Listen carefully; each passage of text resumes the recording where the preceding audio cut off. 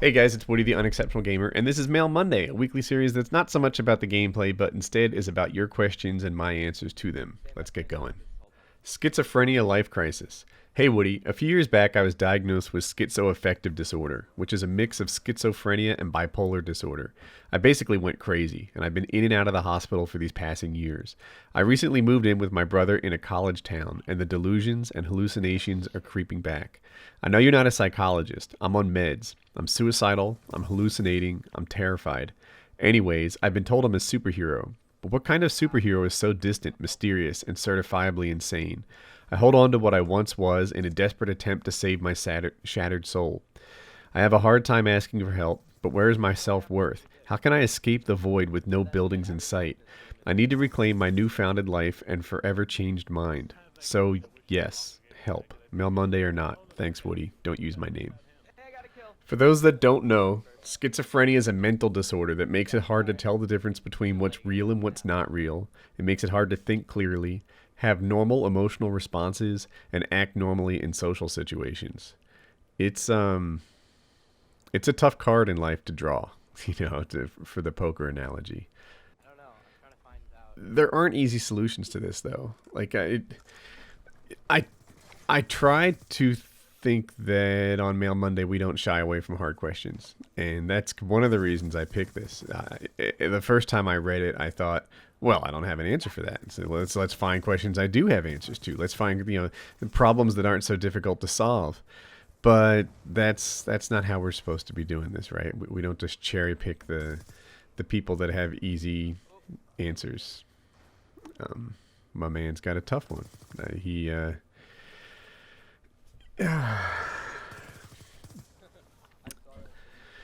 So, there's tried and true stuff. I did some research on this.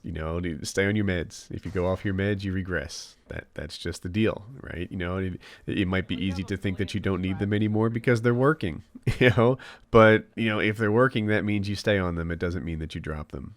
Supportive therapy, right? A big part of who succeeds and who fails with schizoaffective disorder has to do with the people that they surround themselves with, right? Are you going to group therapy?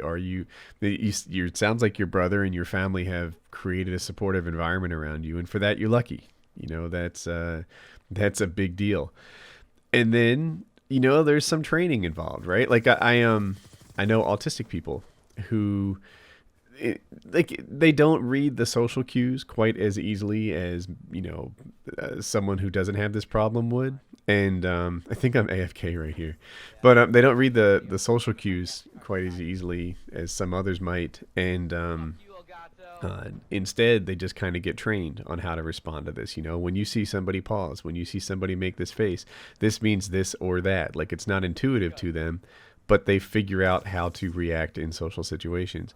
And you can do the same sort of thing, right? There's like interaction training that you can have that will help you go through life and interact with other people in a happy way.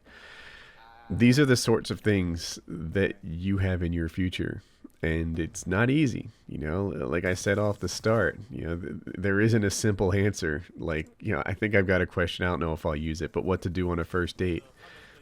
That's a piece of cake, right? What you have here is a much more challenging life problem, schizoaffective disorder. And to some extent, lean on the people that love you, follow the advice of the professionals in your life, and best of luck, man. I will say that over time, a lot of people get better at this. I think over half the people have, favorable outcomes on this thing, and they manage to manage their life in spite of the extra challenge that's dealt their way.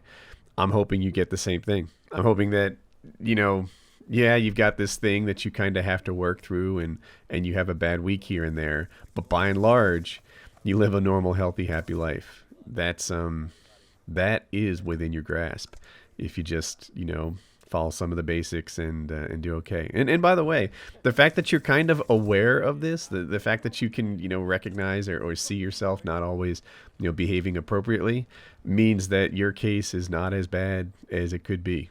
So seems like a good chance you'll land in that half that leads a happy, productive life. I hope. This next one's kind of a 2-for-1 deal. Check this out. Thank you for your great advice. Hey Woody, I'm 15, I'm a freshman in high school, and I have to thank you for the advice you've given on Mail Monday. Though I've never sent a message to you personally, I did take advice that you've given to other people and use it in my own situation. There was a girl I had liked for a long time, and I finally worked up the nerve to tell her how I felt. Even though I was rejected, your advice was right. I'd much rather get rejected than live my life wondering what could have been. Thank you for your great advice, and make sure you keep coming up with amazing content. I did it! Dear Woody, I've been watching Mail Monday since the first episode on Black Ops 1. This was my first time to send you a letter, and you're an amazing commentator. Well, thank you. So I did it. I followed your advice. I made my move. I put it all on the line, and it worked. I had no idea she liked me, and I did a very bold thing, and I kissed her. It was amazing. We hung out heaps, and we got along amazingly. So here's my problem. She went on exchange to Canada. They're from Australia, so wow. She had already decided to go and was chosen to go before we first hung out, and she didn't decide to leave me.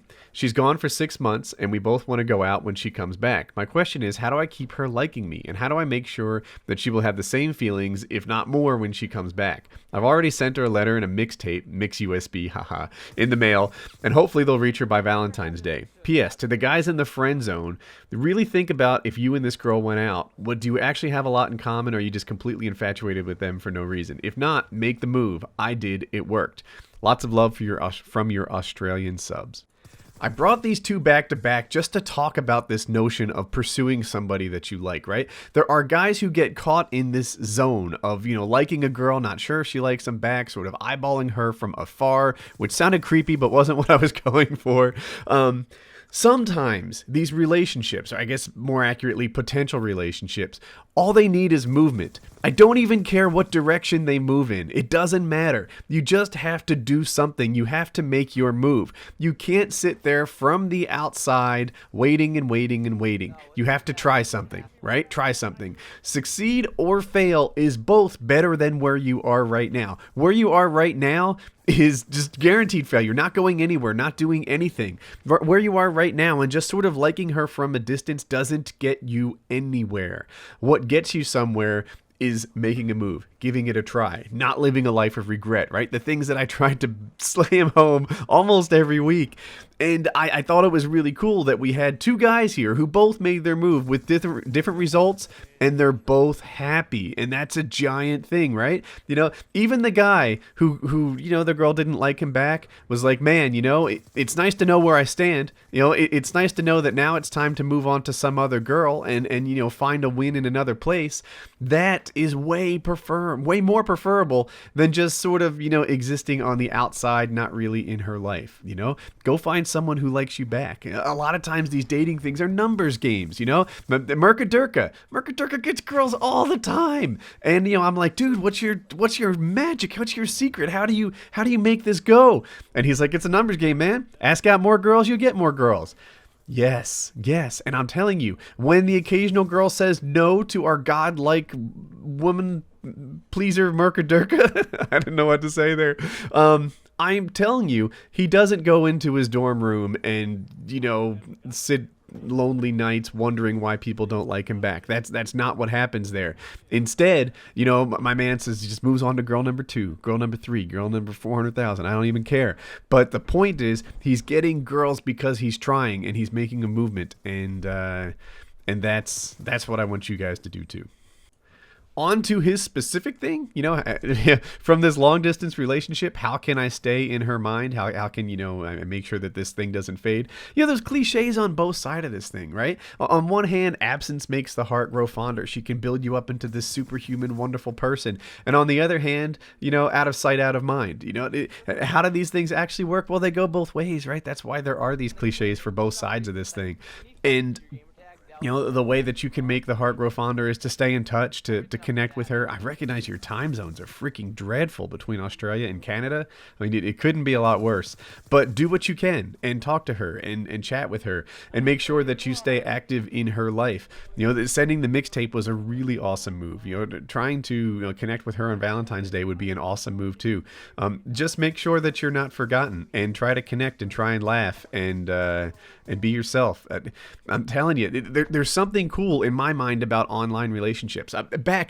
There's something kind of honest about these online relationships where, what really matters is what's in your heart and not necessarily, all the other distractions that exist in our life. So share what's in your heart and keep active and don't go whatever 5 days without putting any effort into maintaining the relationship. That's how these things die.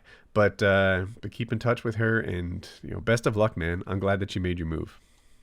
All right, if you like this video, click like, subscribe on the top right. There's more like it on the left side. This is a weekly series, so there's a whole playlist of episodes kind of like this one. And on the right, I talk about my Painkiller Already podcast plans for this month. I've got some cool stuff that maybe you didn't know about. It's kind of the archiver of this series, so check those out. They open in separate windows, and have a good day.